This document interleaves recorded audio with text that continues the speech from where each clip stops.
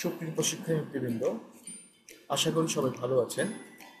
আজকে আমরা DHIS2 তথা DHIS2 এ কীভাবে আপনি MI5 তৈরি করতে পারবেন, অর্থাৎ ডিস্ট্রিক্ট পর্যায়ে যে সমস্ত উপজেলা থেকে আগত যে MI4গুলা আগে ম্যানুয়ালি একসাথে কম্পাইল করে একটা MI5 তৈরি করা হবে, সেটা এখন আপনি চাইলে সহজেই DHIS2 ফরম্যাটে একটি ক্লিকের মাধ্যমেই আপনি সেটা তৈরি করে ফেলতে পারবেন। তার জন্য আলাদা করে কিছু করতে হবে না। আপনি খালি ইনশিওর করবেন যে সবগুলো উপজেলা থেকে আপনার MI4 আসছে কিনা।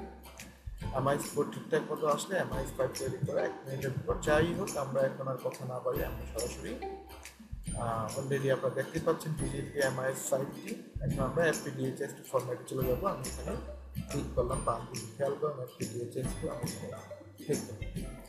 ক্লিক করার পরে আপনাকে অধিদপ্তর থেকে যে অধিদপ্তর থেকে যে ইউজার আইডি এবং পাসওয়ার্ড দেওয়া হয়েছে, সেই ইউজার আইডি পাসওয়ার্ড দিবেন। এই যে আমার এখন DHIS2 ফরম্যাটে ঢুকে গেলাম বা লগ ইন করতে পারলাম। এখন একটা জিনিস আপনি পার্থক্য দেখেন, সেটা হচ্ছে আগের আমরা যখন উপজেলার আইডি দিয়ে প্রবেশ করেছিলাম, যখন ঢুকেছিলাম তখন এই অংশটা সাদা ছিল, কিন্তু ডিস্ট্রিক্ট পর্যায়ে যখন আমরা ঢুকলাম তখন এখানে কিছু তথ্য আমাদের দেখতে পাচ্ছি।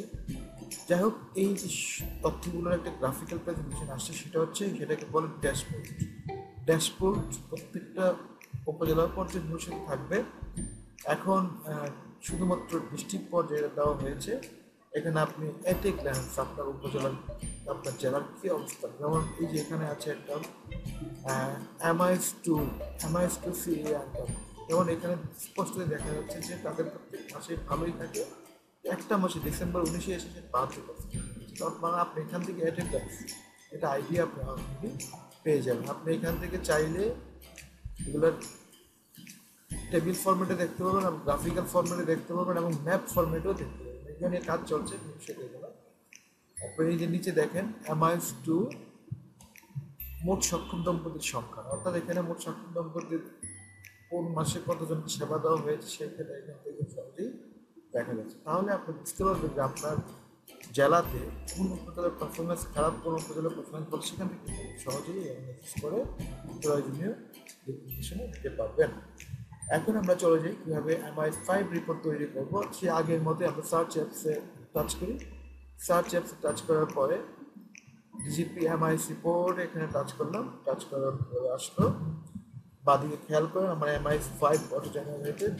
যেহেতু আমি MI5 তৈরি করবো, সেহেতু আমি MI5 অংশ টাচ করলাম।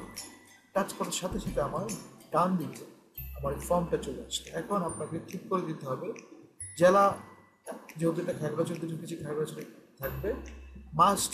আমি আপনাদের বলতে চাই সেটা হচ্ছে, আমরা যখন এই ভিডিওটি বানাচ্ছি সেটা হচ্ছে অক্টোবর 2020, সেটা সিলেক্ট করা থাকবে।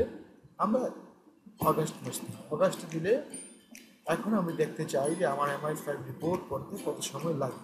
ভিউতে টাচ করলাম। ভিউতে টাচ করার সাথে সাথে আমার রিপোর্ট তৈরি হয়ে গেল। তবে আমি আগেই বলেছি, এত সুন্দরভাবে 1 সেকেন্ডে রিপোর্ট করার জন্য আপনাকে আগে অবশ্যই আপনার প্রত্যেকটা উপজেলা যেন রিপোর্টগুলো চলে আসে সেটা আপনি ইনশিওর করবেন। সেটা আপনি ইনশিওর করতে পারলে আপনারা রিপোর্ট তৈরি করতে সময় লাগবে। এখন আপনি চাইলে আলাদা আলাদা করে উপজেলা স্বাস্থ্য সেবা কী অবস্থা, শিশু 0 থেকে 5 বছরের সেবা কেমন আছে, জন্ম মৃত্যু কেমন হয়েছে, সাধারণ রোগী সেবা কেমন হয়েছে, নির্বাচনী সদর। তো এইভাবে আপনি আস্তে আস্তে পুষ্টি সেবা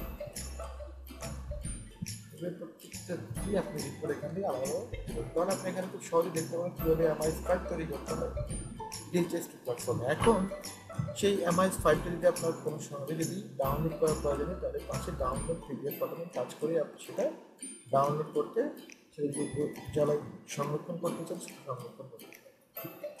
তাহলে আজকে আমরা এই ভিডিও এই পর্যন্ত। আশা করি সবাই বুঝতে পেরেছেন, এবং DHIS2 মোটামুটি MI5 কীভাবে তৈরি করতে হয় তা জানতে পেরেছি। পরবর্তী ভিডিওর আমন্ত্রণ জানিয়ে আমরা এখানেই ভিডিও শেষ করছি। ভালো থাকবেন সবাই, ধন্যবাদ।